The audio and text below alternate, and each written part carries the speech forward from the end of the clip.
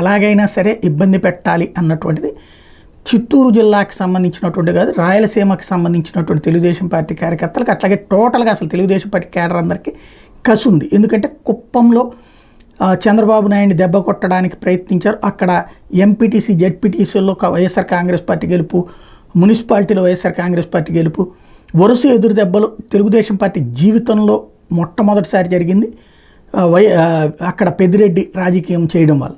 కాబట్టి ఆ పెద్దిరెడ్డిని ఎలాగైనా దెబ్బతీసి, పెద్దిరెడ్డి కొడుకుని దెబ్బతీసి కక్ష తీర్చుకోవడం ద్వారా అంటే ప్రతీకారం చేయాలన్నట్టు వాళ్ళ ప్రయత్నం. అందులో భాగంగా పెట్టినటువంటి కేసుల్లో అంటే పోలీస్ స్టేషన్కి అటెండ్ అవ్వాల్సి ఉంటే హైకోర్టు తాజాగా మినహాయింపు ఇచ్చింది.